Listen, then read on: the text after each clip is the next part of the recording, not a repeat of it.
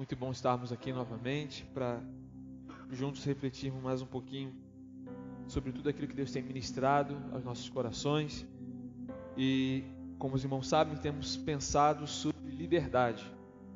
E por isso eu gostaria de convidar então você a abrir sua Bíblia na carta de Paulo aos Gálatas e faremos a leitura no capítulo 2. Hoje estaremos finalizando no capítulo 2 e leremos então a partir do verso 11 até o verso de número 21. Embora o verso 11 até o 14 tenha sido tratado no último domingo pelo pastor Cláudio, vamos ler novamente, mas vamos focalizar a nossa reflexão a partir do versículo 15 em diante. Carta de Paulo aos Gálatas, capítulo 2, a partir do versículo 11. Quando, porém, Pedro veio a Antioquia, enfrentei-o face a face por sua atitude condenável. Pois antes de chegarem alguns da parte de Tiago, ele comia com os gentios. Quando, porém, eles chegaram, afastou-se e separou-se dos gentios, temendo os que eram da circuncisão.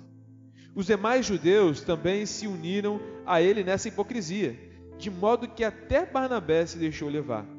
Quando vi que não estavam andando de acordo com a verdade do Evangelho, declarei a Pedro, diante de todos: você é judeu, mas vive como gentio e não como judeu.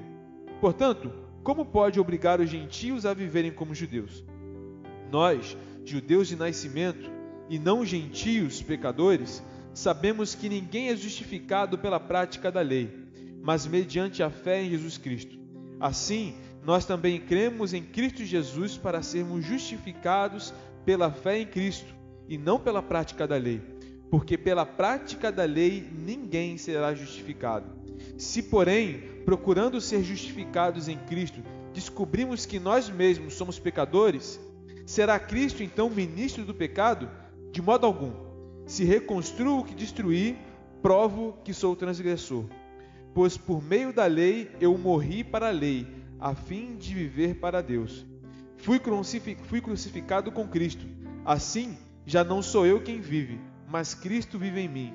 E a vida que agora vivo no corpo, vivo-a pela fé no Filho de Deus, que me amou e se entregou por mim.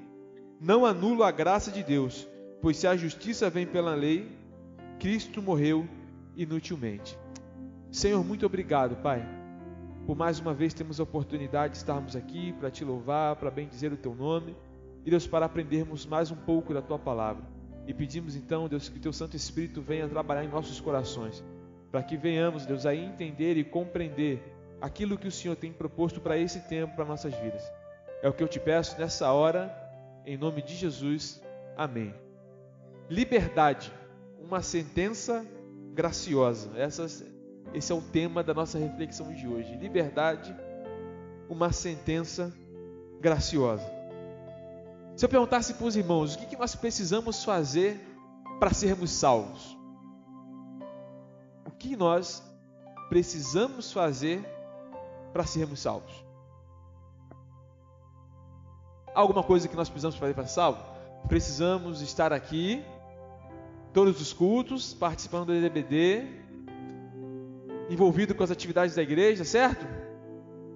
Não? O que nós precisamos fazer para ser salvos então? Tão somente crer. E se pararmos para pensar, como foi dito aqui, uma boa resposta, Nelson, nem mesmo a capacidade de crer é nossa. Se nós olharmos ali no livro Carta de Paulo aos Efésios, capítulo 2, no versículo 8, ele vai dizer sobre isso, que olha, a fé não vem de vós, mas é dom de Deus.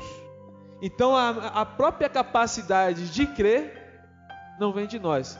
Deus nos dá a capacidade de crer nele, para que possamos então, mediante a vida dele e tudo que ele faz, desfrutarmos da salvação. Embora nós saibamos disso, às vezes vivemos como se não soubéssemos. Sabemos que não precisamos fazer nada para sermos salvos, mas às vezes na nossa prática demonstra algo totalmente diferente. E sem perceber, inclusive, nós instruímos e orientamos outros, sobretudo aqueles que estão chegando agora para nosso meio, que estão começando agora uma caminhada com Cristo. Às vezes nós, sem percebermos, demonstramos para eles que se eles não seguirem determinadas práticas, não executarem determinados rituais, eles não serão salvos. Então, quando nós nos deparamos aqui com esse texto que nós lemos, é isso que aqui está em jogo. E aqui começa uma doutrina, e eu não falo doutrina de homens, como o apóstolo Paulo está dizendo aqui, mas uma doutrina muito preciosa para nós enquanto cristãos, enquanto povo de Deus que diz crer na Bíblia. Aqui é a primeira vez que vai aparecer no contexto bíblico a palavra justificação. A justificação pela fé. Porque inclusive alguns acreditam que a primeira carta que Paulo escreveu foi a carta aos Gálatas que nós estamos estudando. E nessa sua primeira carta, então, ele agora começa a abordar a justificação pela fé. E o que é essa justificação pela fé? Por que ela é tão importante? E nós entoamos daqui a pouco um cântico que se encaixa muito bem nisso que nós iremos pensar aqui nessa noite.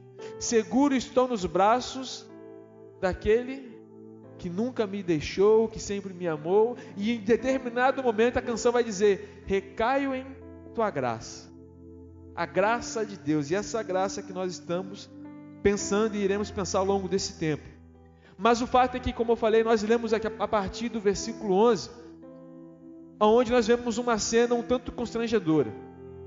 De um lado, Pedro, de outro, Paulo, ambos estão ali envolvidos e convivendo com aqueles que são gentios, ou seja, lembre-se, gentios são todos aqueles que não são judeus.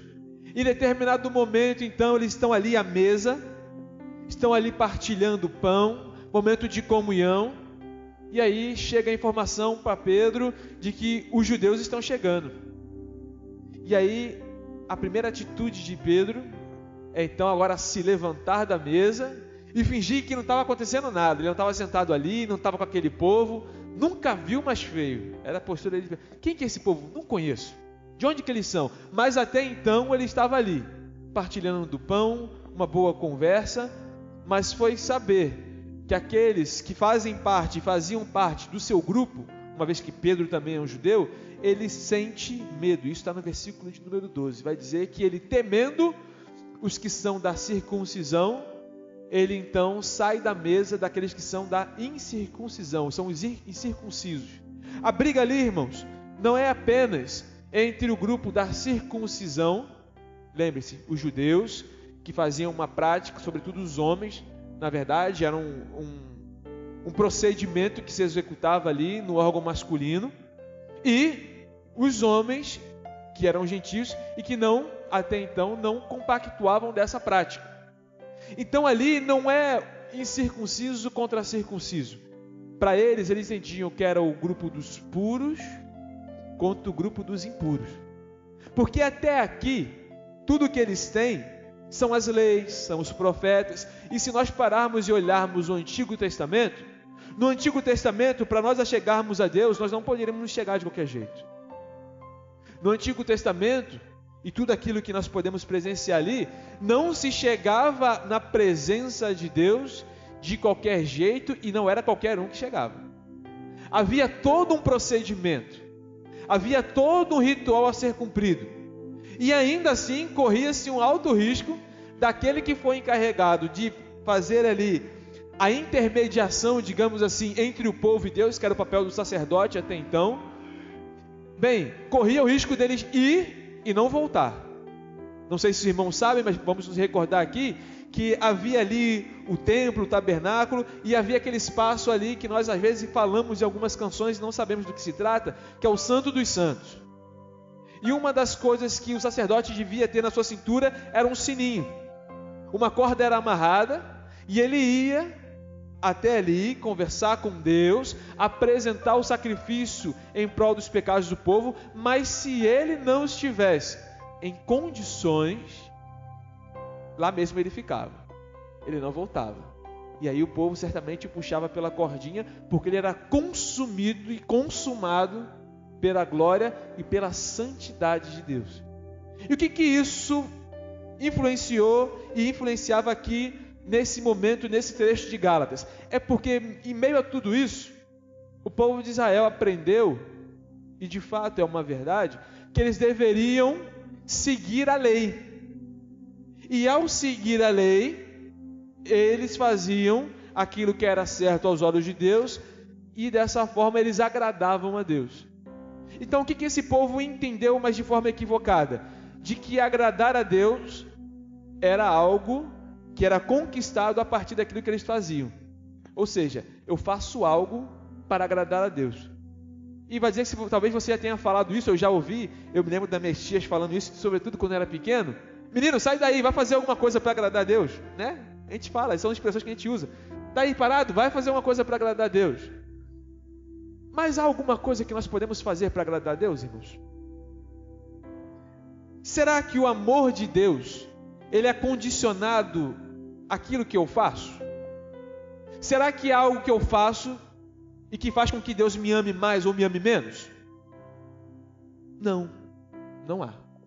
Deus nos ama a partir e independente de qualquer coisa.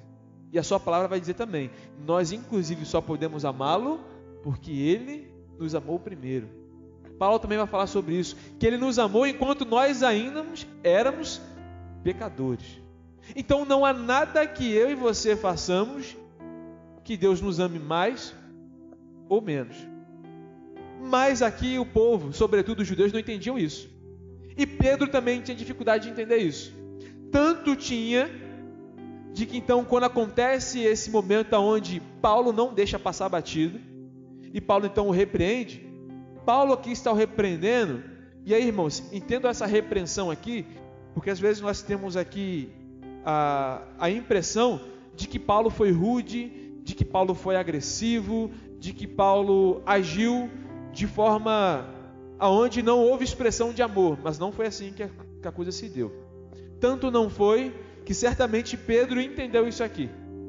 Mas o que Paulo faz aqui não é apenas falar assim, Pedro, você está errado, porque você tem que continuar comendo com os gentios. O problema aqui, irmãos, não é o não comer com os gentios. O problema aqui não é só o fato de Pedro ter uma postura perante os gentios e ter outra perante os judeus. O que está em jogo aqui é a verdade do Evangelho. Porque quando Pedro tem essa atitude, ele está dizendo o seguinte, olha, no fundo, eu continuo acreditando que esse pessoal não é digno do Evangelho. Eles não são dignos da graça. Então Paulo, ao ver tudo isso, então agora ele começa a repreender Pedro. E aí então, a partir do versículo 15, que é o versículo que nós vamos focar daqui em diante, é o seguinte: nós judeus de nascimento e não gentios, pecadores, sabemos que ninguém é justificado pela prática da lei. E aqui então Paulo, quando vai apontar o erro de Pedro, ele não está falando assim, ô Pedro, você não sabe que não é certo fazer isso? Na verdade ele faz o contrário. Ele fala, Pedro, a sua prática está errada, porque nós sabemos que ninguém é salvo pela prática da lei, mas somos justificados mediante a fé em Cristo Jesus. O que Paulo está fazendo aqui não é apenas repreender Pedro como uma informação nova, mas é trazer à memória de Pedro algo que ele já sabia, mas que ele estava fazendo diferente. E assim como eu disse, às vezes somos nós. Sabemos o que deve ser feito, mas agimos de forma diferente. Será que por vezes nós não agimos assim? Porque o que está acontecendo aqui, irmãos, da parte de Pedro, talvez hoje a gente chamaria de xenofobia. O que é xenofobia? É um preconceito quanto qualquer outra pessoa que não faz parte da minha cultura, que não faz parte do meu povo. É isso que acontece, sobretudo hoje na Europa. Qualquer um que não é europeu ou que eles chamam de mestiço, não é visto com bons olhos. E nós acompanhamos e temos acompanhado a crise de refugiados. É um sentimento, é um preconceito, é olhar para o outro e enxergar o outro de forma diferente e de me enxergar como superior. O outro é inferior e eu sou superior. Na nossa história acontece isso. No nosso país a gente ainda vive isso. Passaram-se os tempos, mas o preconceito, o racismo ainda é algo que acontece no nosso país. O preconceito contra a mulher ainda é algo que acontece no nosso país. E às vezes, essas coisas também acontecem em nossas igrejas. Às vezes, algumas pessoas chegam e nós, sem perceber, as desmerecemos. Olhamos diferente, como se aqui às vezes fosse um lugar onde nós fizéssemos um desfile de moda. Fulano tá bonitinho, então você tá perto dele. Ah não, fulano tá meio diferente. Não, aquele ali parece ter uma condição boa. Não, aquele ali não. E às vezes nós vamos agindo assim, até mesmo na igreja. E era isso que Pedro estava fazendo. Pedro estava agindo assim, e Paulo agora o repreende. O repreende, traz à sua recordação o motivo pelo qual nós somos salvos. Porque Pedro faz isso não só motivado por um preconceito, mas por um conceito errado.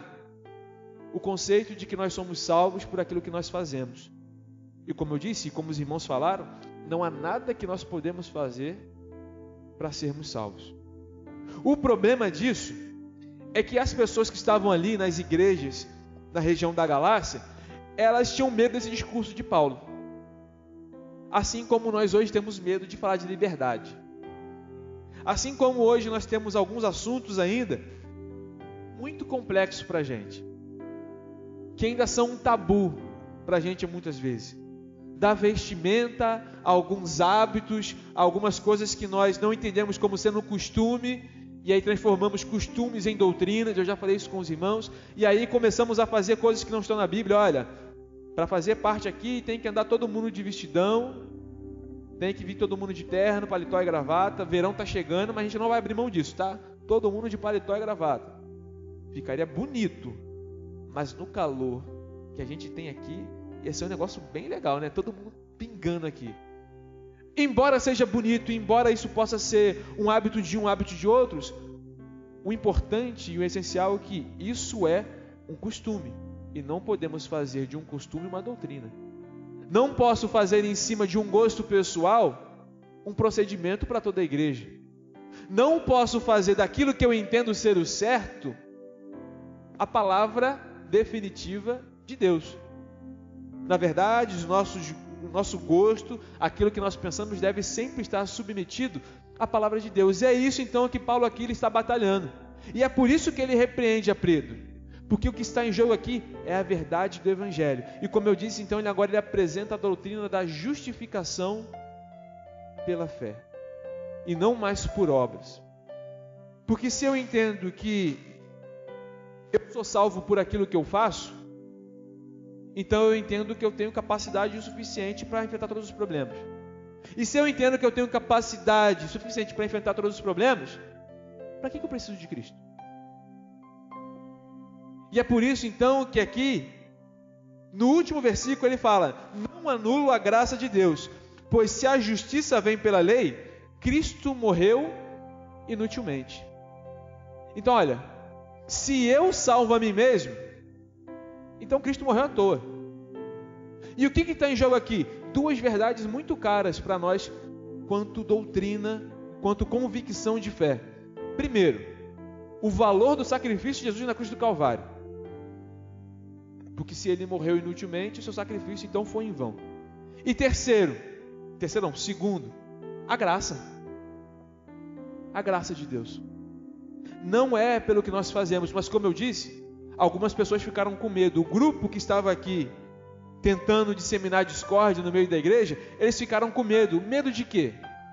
Paulo, se você começar a pregar isso aqui, ou continuar pregando isso, então o povo vai entender que agora eles não precisam fazer nada para ser salvo, então vão continuar pecando.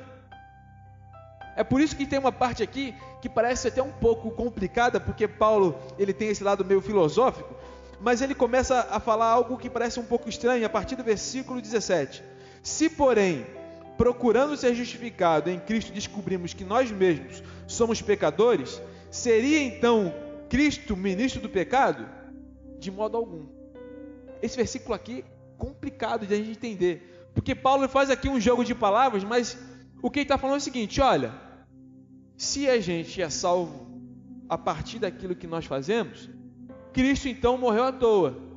E se Cristo veio com essa mensagem de que não precisamos fazer nada, e vocês estão falando que isso é errado, então Cristo não é ministro da salvação, ele é ministro do pecado. Porque se até então eu estava no caminho certo, obedecendo a lei, e agora me vem Cristo falar que eu não preciso fazer nada, então ele só veio complicar minha vida. Só que ele fala o seguinte: não é assim, de modo algum. Não é por aquilo que nós fazemos. Até porque, vamos entender outra coisa. Quem de nós é capaz de cumprir toda a lei? Toda a lei. Não é uma parte da lei. Quem aqui é capaz de cumprir toda a lei? Bem, que bom que ninguém levantou a mão aqui, graças a Deus. Ficaria até com medo. Porque nenhum de nós é capaz de cumprir toda a lei. E quando eu falo toda a lei, eu falo toda a palavra de Deus. É isso aqui que eles têm em mente. Então, assim, você pode não matar. Você pode não ter na sua ficha aí nenhum assassinato nas costas. Mas a palavra também vai dizer que aquele que odeia seu irmão também comete assassinato. Você já ficou com raiva de alguém? Você não fala com algum irmão? Você tem alguma pinimba com algum irmão? Você cometeu assassinato. Ah, você talvez não tenha adulterado. Ou talvez não tenha chegado no nosso conceito de adultério. Você não se deitou com ninguém a não ser sua esposa e seu esposo. Mas deixa eu perguntar para você, não precisa responder também não. Você já olhou para o marido de alguém ou para a esposa de alguém e pensou algo? Então você já adulterou. Há alguém aqui apto a cumprir toda a lei? Não. Então é isso aqui que está em jogo. Paulo fala, olha só, ninguém aqui é apto de cumprir a lei. Inclusive na carta aos Romanos, ele vai falar sobre isso. A função da lei é justamente mostrar que a gente é incapaz de cumpri-la. E ele vai usar uma expressão muito interessante. Ele vai dizer que a lei serviu como um aio, como alguém que nos instruiu, que nos levou até Cristo. Porque a lei só mostra isso, o quanto nós somos ruins. Porque se alguém chega e faz uma... Olha, não matem, é porque nós somos capazes de matar. Se alguém fala assim, olha, não cobice nada que não for seu, nem a mulher do próximo, nem o carro do próximo, nem as propriedades do seu próximo, é porque nós somos capazes de fazer. Se existe um alerta, é porque existe o risco, existe a possibilidade. E essa é a função da palavra. Nos mostrar não quão bom nós somos, mas o quão pecadores cada um de nós somos. E se não entendermos isso, então não entendemos nada da mensagem do Evangelho. Mas se entendemos isso, e aí nós temos então duas atitudes. Ou podemos ficar desesperados, nossa, então agora complicou, porque eu sou muito ruim, entendi, agora eu sou o pior dos pecadores, palavras de Paulo. Então o que eu faço agora? Não tem jeito. Não, e aí entra então Jesus Cristo. Deus, 100% Deus, e também 100% homem. O único capaz de cumprir toda a lei. Ele foi e sempre será o único capaz de cumprir toda a lei. E ao cumprir toda a lei, ele então, mediante a isso, nos dá a salvação, que vem também juntamente, mediante a essa palavrinha aqui, a justificação. E é interessante, irmão, se nós pararmos para analisar, Paulo começa aqui a repreender Pedro e contar que naquele episódio, Pedro está naquele impasse, incircuncisos e circuncisos. Só que Paulo muda, e os irmãos perceberam isso, mas ele já não fala mais agora de puro e impuro. Ele começa a usar uma expressão, e essa expressão justificação, ela vem do ambiente do tribunal. Ela vem do ambiente ali onde nós temos um juiz, onde nós temos um réu, e aonde um juiz, uma vez que ele é o juiz, ele dá o veredito. Ele diz a sentença, olha, culpado. Esse aqui é culpado. Não, esse aqui é inocente. Mas o que Paulo começa a apresentar aqui então, é Jesus Cristo como juiz. Mas um juiz diferente. Um juiz muito diferente do que nós vemos hoje às vezes, né, na nossa justiça. Um juiz que, por vezes, dá a sentença baseado em interesses escusos, interesses pessoais e não de forma justa. Mas nós vemos aqui um justo juiz. Só que esse juiz, ele é tão justo, mas tão justo, que ele não julga o culpado. Olha só que interessante. Porque se nós não conseguimos cumprir toda a lei, então nós somos o quê, irmãos? Culpados. Se somos culpados, bem, qual que é a sentença ou o que acontece com quem está perante o juiz, na posição de réu, e é tido como culpado? Sobre ele vem uma condenação. Ele é condenado. Só que Jesus Cristo faz algo diferente. Nós estamos ali, no banco dos réus, ele é o nosso juiz, e ele diz o seguinte: inocente. Inocente. Você está justificado. Alguém já pagou essa dívida sua. E entendam o seguinte, irmãos. Essa justificação aqui, isso aqui é algo lindo. Porque não é só falar o seguinte: olha, você está liberado. Não é o fato de você ter cometido coisas e de uma hora para outra você ser absolvido. Porque se você comete um crime e é absolvido, ainda que você tenha sido absolvido, há uma ficha que vai dizer que em determinado momento da sua vida você respondeu a um processo. Só que o que o Paulo está falando aqui não é de um indulto, não é um favor que rolou aqui. Ele está falando de uma justificação na qual todo o histórico ele é apagado. Você não é só tido como inocente, você tem a chance de ver uma nova vida. Tudo que estava pesando contra você foi apagado. O escrito de dívida que havia foi cancelado. Agora, literalmente, você tem a oportunidade de viver uma nova vida. É isso que Paulo está apresentando. A justificação mediante a fé, que nos traz essa liberdade. Liberdade com a qual nós não sabemos lidar. E por não saber lidar, por vezes nós continuamos fazendo o que aquele grupo aqui estava fazendo, ditando regras. Faça isso para ser salvo. Olha, se você não fizer isso, você não vai ser salvo. Se você não agir assim, assim, assim, assim, não é assim que funciona, irmãos. É mediante a fé. Na verdade, não é nem só a fé, a graça pela qual essa fé é manifesta. Graça essa que é a manifestação de Deus para nossas vidas. E aí nós precisamos repensar a nossa prática, às vezes, quanto povo de Deus, quanto igreja, quanto cristão. Quantas vezes nós, sem percebermos, até bem motivados, agimos como se não acreditássemos na justificação. E aqui algo importante, abra um parênteses. A justificação, irmãos, não é algo assim que continua acontecendo. Não, uma vez justificado, ponto. A justificação é um ato pontual. Assim como a salvação. O que é contínuo é o processo da santificação. A santificação, sabe quanto tempo vai durar a santificação? Enquanto nós estivermos aqui. A santificação nunca vai terminar. Mas a santificação diz agora sobre a nova vida dessa pessoa que até então era condenada, mas que uma vez justificada por Cristo, a palavra vai dizer: nenhuma condenação há para aqueles que estão em Cristo Jesus. E olha que interessante dessa justificação. Sabe aquele pecado que você vai cometer amanhã? Esse que você cometeu agora? Já está justificado. Já está justificado.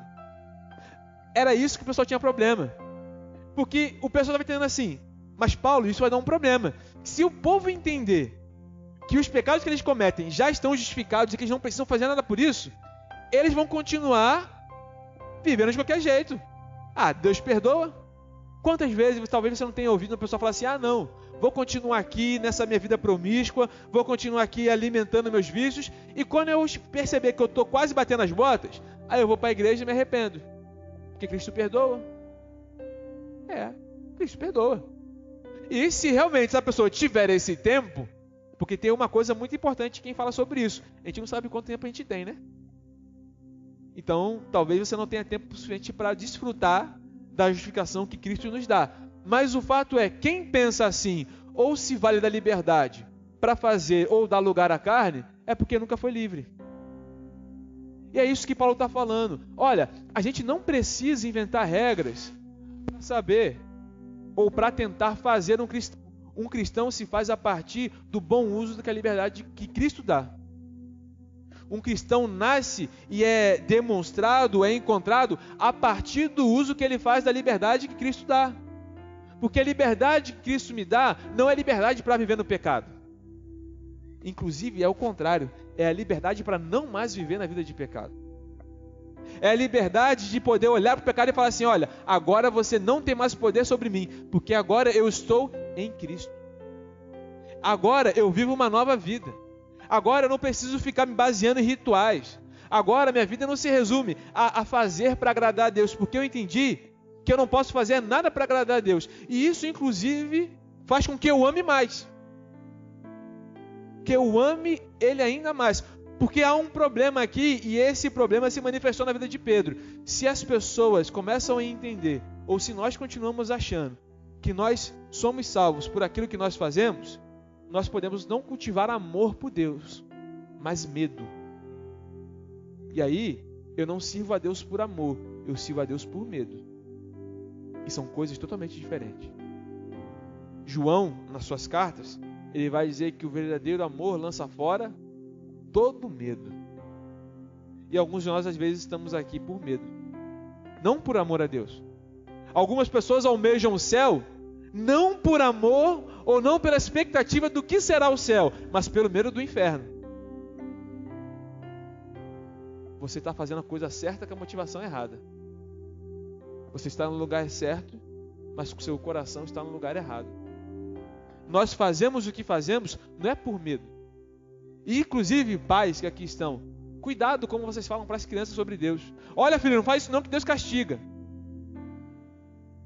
Não é assim que funciona. Se houve um castigo de Deus, esse castigo de Deus foi derramado no seu próprio filho, na cruz do Calvário, a ponto dele falar assim, Deus meu, por que me desamparaste? Deus não castiga nenhum de nós, irmãos.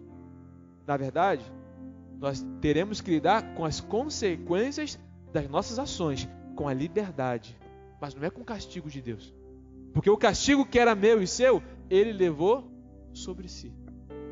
E é isso que Paulo fala aqui então para Pedro. Pedro, nós sabemos que ninguém é justificado pela prática da lei. Ou seja, você pode, irmão, agora complicou. Você pode seguir ou achar que segue toda a palavra de Deus. Mas se essa palavra de Deus ainda não atingiu o seu coração, e se você não entendeu realmente qual é a mensagem do Evangelho, o que você está fazendo é cultivar uma vida de hipocrisia. Vida essa que é atraente, irmãos. Que é muito atraente. É muito cômodo para a gente ter alguém ditando a regra. Faça isso, não faça isso. Faça isso, não faça isso. Por que é cômodo fazer isso? Eu já disse e repito. Porque quando há alguém sobre a minha vida dizendo o que eu tenho que fazer, o que eu não tenho que fazer, essa pessoa, ela também tem parte nas minhas decisões. Logo, eu não sou responsável por aquilo que eu faço. É muito mais fácil você, não fiz isso porque fulano mandou fazer isso. Olha, deu errado, mas eu ainda perguntei ao pastor, o que você acha que eu tinha que ter feito? Aí o pastor fala uma coisa, deu errado, tá vendo? Foi do pastor que falou errado. Quando na verdade, eu e você, todos nós temos livre acesso à vontade de Deus que está revelada para nós na sua palavra. Então é justamente aqui, é essa crise que está acontecendo aqui, e é isso que Paulo está falando. Olha, nós já não vivemos mais para a lei. Inclusive, versículo de número 19. Pois por meio da lei, eu morri para a lei, a fim de viver para Deus. Agora o que dita a minha vida não são regras. Até porque eu entendi que eu não posso cumpri-las. Mas agora eu morro para elas, ou seja, elas já não têm mais poder sobre mim, porque agora eu morro para elas para viver para Cristo. E se Cristo é o único que consegue cumprir toda a lei, vivendo para Ele e vivendo nele, eu sim consigo cumprir toda a lei. Não pelos meus méritos, mas pelos méritos de Jesus. Algo que parece complicado, irmãos, mas que é fundamental para nós. A ponto de nós começarmos a repensar se nós temos tido uma vida devocional ou uma vida religiosa. Você abre a sua Bíblia pelas manhãs ou no seu tempo devocional porque você entende a importância daquele momento, ou você faz aquilo como quem é adepto de qualquer outra religião e faz aquilo como um amuleto. Não, vou fazer isso aqui porque se eu não ler a Bíblia, meu dia não dá certo. Já ouviu gente falar assim? Não, se eu não ler minha Bíblia, se eu não orar, meu dia não dá certo. Nosso dia não depende disso, irmãos. Que isso, pastor? Não depende disso. Porque se fosse assim, olha para os ímpios. Não tem dia que a vida deles, eles mesmos falam que está dando certo? Eles leram a Bíblia? Eles oraram? Muitas vezes não. Por quê? Porque a Bíblia vai dizer o seguinte: assim como o sol e a chuva vêm para os bons e para os maus, as bênçãos do Senhor também são sobre todos. Porque Deus, apesar ou diferente de nós, Ele não faz acepção de pessoas. Ele ama todos. E abençoa todos, até o ímpio. Até o ímpio. E qual que é a grande bênção do ímpio? É acordar, irmãos.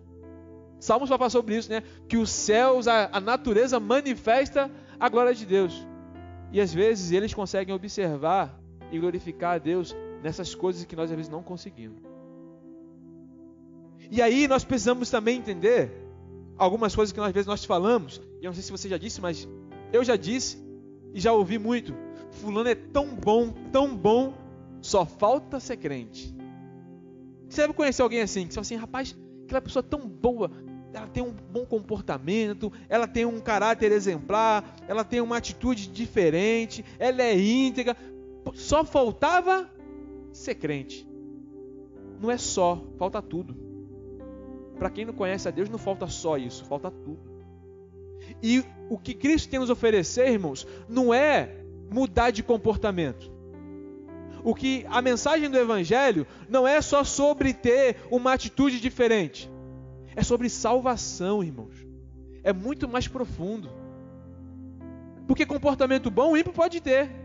Essa pessoa que você está lembrando talvez agora, realmente eu conheço fulano, realmente ele é muito bom, só falta ser crente. Falta tudo para ele. Cristo não veio mudar comportamentos, Cristo veio mudar o nosso coração. E ao mudar o nosso coração, essa mudança de vida, ela reflete nos nossos comportamentos. Porque é do coração que Jesus vai falar, que procede, Provérbios fala sobre isso, a saída da vida. O coração transformado reflete em comportamento transformado. Mas nem todo comportamento aparentemente transformado é resultado de um coração verdadeiramente transformado. Então, às vezes, irmãos, nós negociamos algumas coisas. Às vezes nós não entendemos que o problema que as pessoas que às vezes nos cercam não é o fato dela ser mentirosa, não é o fato dela ser fofoqueira, não é o fato dela ter um vício. O grande problema que aflige a todos nós é o pecado. E para pecado só tem um remédio: Jesus Cristo. Só esse remédio. Jesus Cristo, mediante a sua palavra, mediante o seu sacrifício, mediante a sua graça. E às vezes nós perdemos muito tempo tentando mudar o comportamento das pessoas e esquecemos de apresentar o único que pode mudar as pessoas, que é o Espírito Santo. Por que fazemos isso? Porque às vezes, embora saibamos na teoria que não é pelo nosso esforço, na prática nós fazemos diferente. E aí nos frustramos. Porque assim, pastor, eu não consigo, olha, já estou aqui com meu filho, já fiz tudo para ele, já internei ele na clínica lá de recuperação, já levei ele para os melhores médicos, já chamei o melhor palestrante aqui, mas ele continua preso no vício das drogas. Ele conheceu Jesus? Não. Então você tentou tudo em vão. Porque o que precisa primeiro é Jesus Cristo. Ah, pastor, não tem jeito. A minha mulher, olha, fofoqueira. Tem uma língua do tamanho do mundo. Já fiz de tudo, já chamei a atenção dela, já dei livro para ela ler, já fiz um monte de coisa, mas continua fofoqueira. Ela conhece Jesus? Não. Então vai continuar fofoqueira. Vai ter que se prepara, vai ter que ter 2 caixões, um para ela e um para a língua. Se ela não conhecer a Cristo, é assim que vai ter que ser. Então precisamos entender, irmãos, que a raiz de todo o problema é o pecado. E a solução para todo o problema é Jesus Cristo. Não é simples, irmãos. Vamos parar para olhar. Não é simples. E por que a gente complica as coisas? Por que a gente complica? Por que a gente tem que implementar leis e regras aonde Deus nos convida para a graça? Desfruta da graça. E a gente vê isso, a minha graça te basta, porque o meu poder se aperfeiçoa na sua fraqueza. Porque aonde abundou o pecado, superabundou a graça. Nossa, irmãos, olha para a Bíblia e vê que isso aqui é de graça. Por isso que eu digo, e fiz questão de dizer que a nossa reflexão, se tivesse um tema para ela, seria liberdade, uma sentença graciosa. É justamente o fato de nós não merecermos o que Cristo faz, que faz com que nós não tenhamos outra opção, como também diz a sua palavra, de sermos constrangidos perante esse amor que nos constrange. Entendam uma coisa, e aqui eu procuro fazer uma diferença: constrangimento não é culpa. Há muitos de nós carregando muitas culpas, e sem perceber, quando carregamos culpas, estamos aqui, como Paulo fala, tentando anular a graça de Deus. Porque se você começa a se culpar por qualquer situação, é porque você acha que você podia resolver a situação. E você não entendeu que você não podia resolver aquela situação. Depende de Deus. De fato, talvez você possa ter fracassado em alguma coisa. Talvez você possa ter tido uma atitude que não foi a melhor para aquela situação. Mas ainda assim você não precisa e não deve carregar culpa. A culpa é a ferramenta que o diabo usa para nos estimular, para nos paralisar. Fica com a cabeça, olha, você não merece isso não. Olha, se fosse você nem ia para a igreja mais não. Você falou que ia parar de fumar e continua fumando. Você falou que ia parar de beber, mas está aí bebendo de novo. Acabou de sair do culto, já está bebendo de novo. Você falou que ia parar de fazer fofoca, você nem saiu da igreja, já está fofocando. Olha, melhor você parar, desiste. Para você não tem jeito. Essa mensagem não é de Deus, irmãos. Isso é Satanás tentando trabalhar nas nossas vidas para nos estimular. Falar para nós, você está vendo? Você está errando na regra aí, ó, você não está conseguindo cumprir. Mas quando ele fala isso, do outro lado tem o Espírito Santo falando o seguinte: não, mas eu já cumpri. Nós já cumprimos. Já está cumprido. Não tem mais condenação. Tem perdão. Se arrependeu? Confessou com a tua boca? Então bora, continua. Segue firme. Essa é a mensagem. E por isso, irmãos, nós podemos adorar a Deus com amor e não mais com tristeza. Por isso nós então agora entendemos que não fazemos o que fazemos aqui por medo, mas é por gratidão.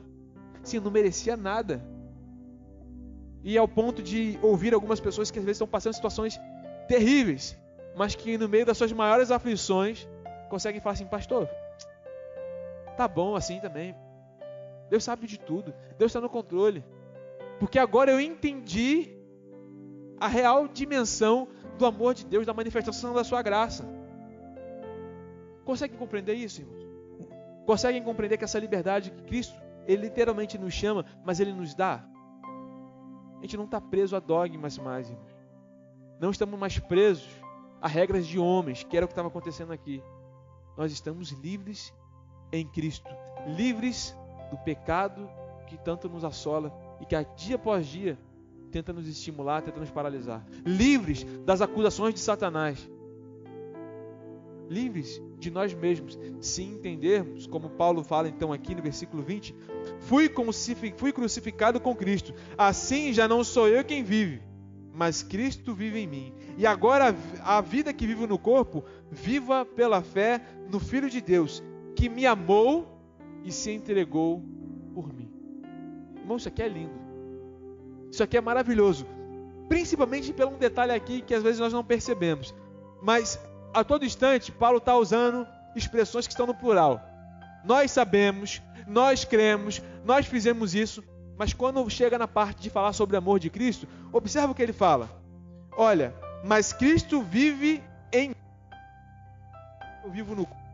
Vivo-a pela fé no Filho de Deus que me amou e se entregou por mim.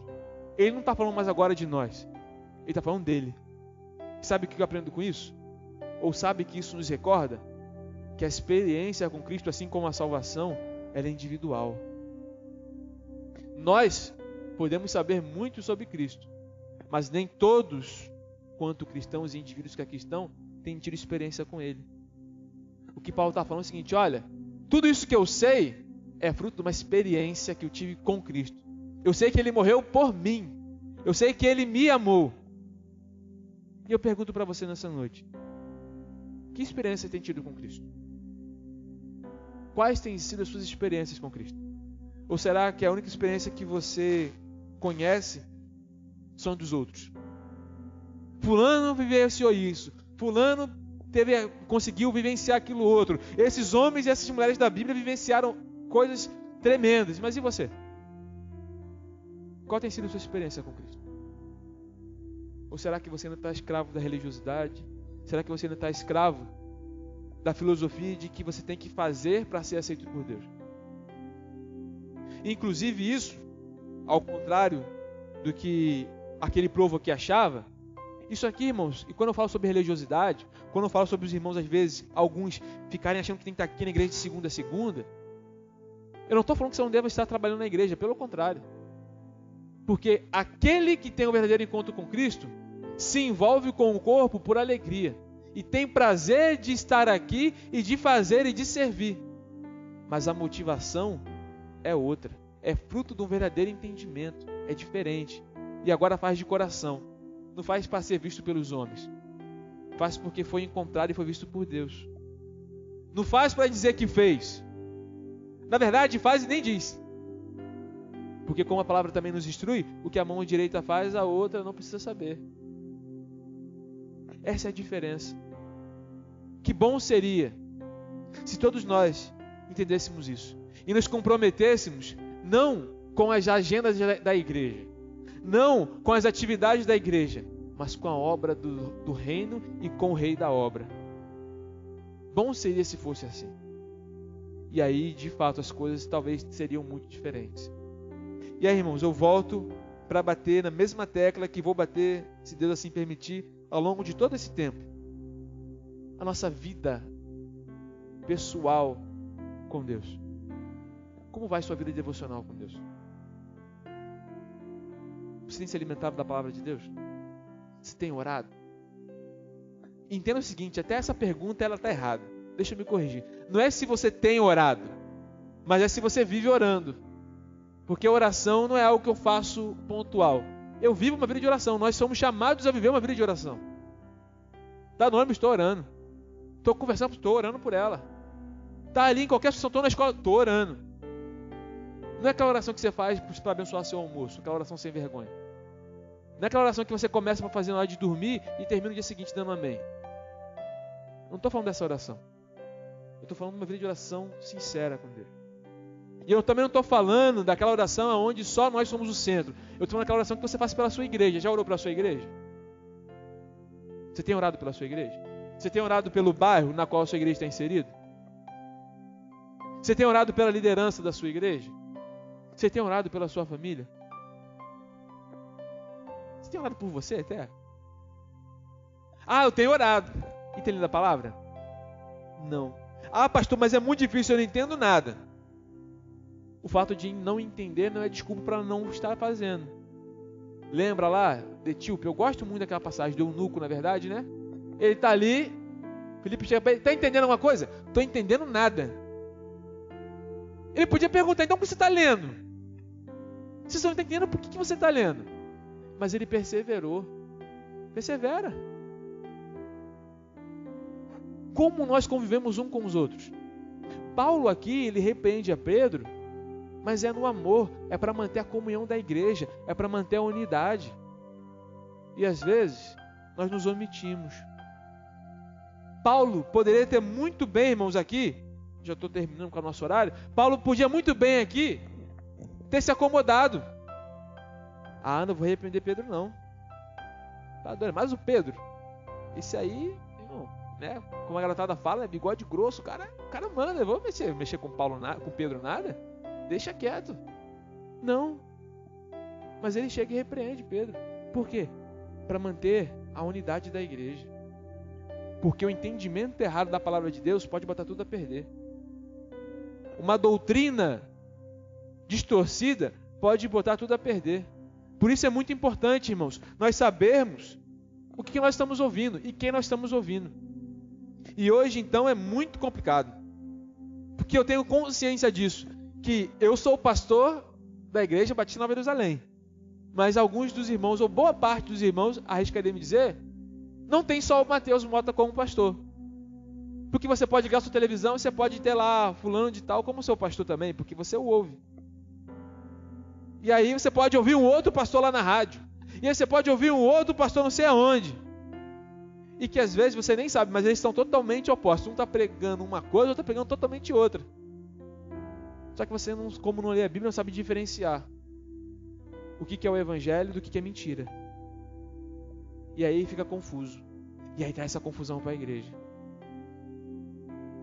Talvez, às vezes a gente perca muito tempo falando sobre os outros e não falando para Cristo sobre os outros. É diferente. Não adianta você ficar falando do seu irmão. Não adianta você ficar falando da sua igreja. Não está bom? Fala para Cristo. Senhor, cuida da vida daquele cidadão lá. Cuida da vida daquela pessoa. Porque olha, Senhor, coloca a vida dela nas mãos de Deus. Mas nós temos dificuldade para isso. Nos reunimos para muitas coisas. Mas vamos reunir agora nas casas para estudar a Bíblia. Eu sei, irmãos, que nem todo mundo irá. Nem todos irão. Mas por quê? Vamos dar uma série de desculpas para isso. Ah, mas eu não tenho tempo, eu estou cansado, a minha casa é pequena, a minha casa é feia. A gente vai começar a inventar uma desculpa. E a gente se esquece que a história, a nossa história, enquanto povo de Deus, ela começou nas casas. Lembra lá de Atos? Era nas casas. Pega as cartas de Paulo e você vai ver as saudações que Paulo vai fazer. Olha, saúdo a igreja que se reúne aí na casa de Áquila e de Priscila. Saúdo a igreja que se reuniam nas casas e partilhavam o evangelho e tinham tudo em comum. A gente diz que sente saudade da igreja primitiva, mas não tem a mesma disposição que eles têm de fazer o que eles faziam. Nos reunimos para falar dos outros, para fazer fofoca, para maldizer, mas não nos reunimos para ler a palavra, para orarmos, para jejuarmos, para intercedermos. Precisamos repensar, então, qual o caminho que temos seguido. Se ainda estamos escravos do pecado, mesmo estando aqui dentro da igreja. Esse ano, irmão, vai ser um ano de muitos desafios. Se prepara-se. Estou só começando. A gente está em janeiro ainda. Os irmãos ainda vão ter muito desafio pela frente. A gente vai trabalhar. Digo e repito. Ou a gente vai entender o caminho, ou, infelizmente, alguns vão, como diz aí, filosofia da tropa de elite, vão pedir para sair. Mas eu vou repetir uma coisa que eu disse. Eu não lembro para quem que eu disse, mas foi essa semana. Foi ontem. Estava com o pastor Cláudio e disse para ele isso ontem. E vou repetir para os irmãos. Eu prefiro muito mais ter uma igreja de 100 pessoas comprometidas com Jesus do que ter uma igreja de 1000 membros aonde eu posso contar com 10. Deus não quer saber da quantidade de pessoas que estão assistindo o culto. Ele quer saber de quantas pessoas realmente estão cultuando com a sua vida. Então eu prefiro ter 100 membros nessa igreja, mas aqueles 100 que impactam o bairro, que tem uma vida de compromisso com Cristo, aqueles 100 que desfrutam da liberdade que Cristo dá. 100 que se cair um endemoniado ali, não vai ligar desesperado para o pastor, porque vai entender que ele pode ali expulsar aquele demônio. 100 que vão entender que podem aconselhar o irmão que está enlutado, o irmão que está passando dificuldade, porque eles têm conteúdo para passar. 100 que podem chegar ali e pregar para aqueles que estão viciados. 100 que podem socorrer. E não que vão ficar, e me perdoe, falo isso com muito carinho, como, e eu vou me recorrer aqui, nem eu, não digo eu, até para aliviar a minha parte, mas agora eu vou usar o recurso de Paulo. Eu queria dar alimento mais sólido para os irmãos, mas às vezes me parece ainda que nós precisamos de leite. Me parece ainda que ainda estamos infantis na nossa fé. Por quê? Porque não conhecemos a palavra de Deus. E quando eu digo conhecer, eu não estou dizendo apenas como nós vamos fazer a partir de abril, provavelmente, de ler a Bíblia em um ano. Mas é conhecer, de entender assim, nossa, o que diz, o que eu devo ser e o que eu devo fazer. Agora eu entendi essa palavra. É estar naquela dificuldade de saber assim, não aqui, está na palavra de Deus. Está tudo aqui na palavra, é isso, irmãos. É isso. E se hoje nós temos falhado, e se as igrejas no nosso mundo têm falhado, falham ainda por não conhecer esse evangelho da graça, falham por não entender a justificação que vem mediante a fé, falham por não desfrutarem da graça que Deus dá. Mas a minha oração tem sido e continuará sendo de que isso vai mudar em nome de Jesus. E nós vamos nos amadurecer na fé. Nós vamos crescer. Precisamos crescer. E assim, à medida que nós vamos crescendo, outras pessoas sim começarão a vir, serão salvas. E como disse lá a passagem tão bonita de Atos, o Senhor há de acrescentar a cada dia aqueles que vão ser salvos. Mas que comece na nossa vida, que comece na sua vida. O que precisa ser mudado? O que precisa ser mudado na sua vida no dia de hoje? Canta a canção, e eu vou pedir que a gente entoie. Pode até vir para cá. Essa última canção que fala, né? Seguro estou nos braços daquele que nunca me deixou, que sempre me amou. Diz que posso descansar. Se eu descanso nos braços de Deus, eu descanso no melhor braço. Porque não é pela nossa força, irmãos. Não é pelos nossos méritos. E se, por um acaso, você entrou aqui carregando alguma culpa, isso tem me preocupado. Quantas pessoas carregam culpas por não entenderem a graça de Deus? Hoje, Cristo te convida a, de fato, a desfrutar dessa graça dele. Não sinta-se culpado, mas sinta-se justificado. Cristo justificou. Dos teus pecados, do nosso pecado, Ele não se lembra mais. Ele nos perdoa, Ele nos restaura. Ele não só nos dá uma segunda chance, mas Ele nos dá chances de números. Porque Ele nos ama. E se você precisa mudar de vida, você não precisa mudar de vida para agradar o pastor Mateus. Você não precisa mudar de vida para agradar a sua igreja. Você precisa mudar de vida porque você entendeu a grandiosidade do sacrifício de Jesus Cristo na cruz do Calvário. E você precisa entender também que isso não acontece sozinho. Porque a partir do momento que você é alcançado pela graça de Deus, Ele te convida a viver no grupo. E agora a gente passa a viver como irmãos. E a dor do outro passa a ser a minha dor. O choro do outro passa a ser o motivo do meu choro. A alegria do outro passa a ser o motivo da minha alegria. É eu olhar para o meu lado, é eu poder levantar agora do meu banco e olhar em volta e saber que eu posso contar com cada um aqui. Porque eu estou em família. E não mais ter medo de talvez me abrir. Porque se eu falar para fulano, ou se eu falar para fulana, ela vai falar para outro. Não. Na família de Deus deve haver confiança. Na família de Deus deve haver unidade. Na família de Deus deve haver a manifestação da graça de Deus. E hoje, há sobre nós não uma sentença de culpa, mas uma sentença graciosa. Porque nenhuma condenação há para aqueles que estão em Cristo Jesus. Senhor, muito obrigado, Deus. Obrigado, Deus, porque o Senhor nos alcançou. O seu amor nos alcançou. Pai, nós não temos palavras para descrever, Deus, quando de fato entendemos o teu amor por nós, ó Pai. O quanto o Senhor nos ama, apesar de nossos erros, apesar de nossas falhas. E obrigado, Deus, por não condicionar o seu amor em relação àquilo que nós fazemos. Do contrário, nós jamais mereceríamos de forma alguma, como não merecemos o teu amor. Mas obrigado, Deus, porque o Senhor é o centro do seu próprio amor por nós. Obrigado, Deus, porque a fé que nós temos para confiar em Ti e entregar a nossa vida em Ti, até a nossa fé é o Senhor que nos dá. Pai, eu venho te pedir nessa hora, Deus. Espírito, Deus, trazer a unidade à tua igreja.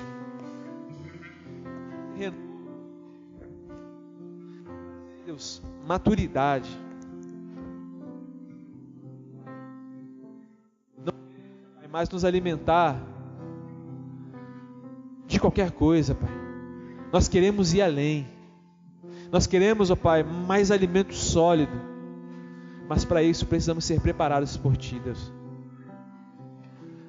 Pai, eu venho te pedir mais uma vez, Deus, que esse ano de 2018, Deus, seja um ano de crescimento, não numérico, mas crescimento, Deus, de cada um de nós na Tua presença. A exemplo de Jesus Cristo, que crescia na graça e no conhecimento da Tua palavra, Deus, que assim seja nas nossas vidas, ó Pai, quanto igreja, quanto servos, quanto servas, quanto filhos e filhas, ó Pai, que possamos nos debruçar na Tua palavra, Deus, que possamos, Deus, transbordar do Teu Santo Espírito, Deus, porque foi para isso que o Senhor nos chamou, Pai, para um relacionamento, Deus, contínuo contigo, Pai, que possamos, Deus, desfrutar cada dia mais e mais do que é uma família, Deus, confiar um no outro, Deus, de repreender, ó Pai, um ao outro em amor,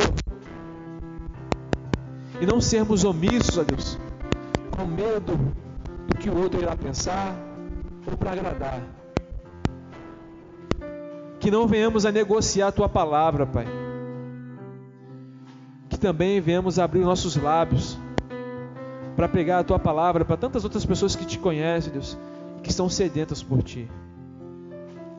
Que possamos entender a verdade enquanto Seus servos, ó Pai, de sermos, ó Deus, embaixadores Teus aonde nós estivermos.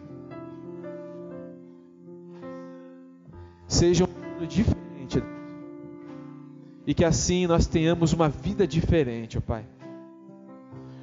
Que não sejamos movidos, Pai, a eventos, a programações, a entretenimento, a religiosidade, mas sejamos movidos pelo Santo Espírito, Pai. Que venhamos buscar mais da Tua palavra, que venhamos, Deus, nos fortalecer na Tua palavra, porque é para isso que nós estamos aqui, Deus, para buscar, para aprender, para crescer na Tua presença. Desperta-nos, ó Pai, desperta-nos. Se preciso for, ó Deus, como barro em Tuas mãos, quebra e faz de novo, ó Deus.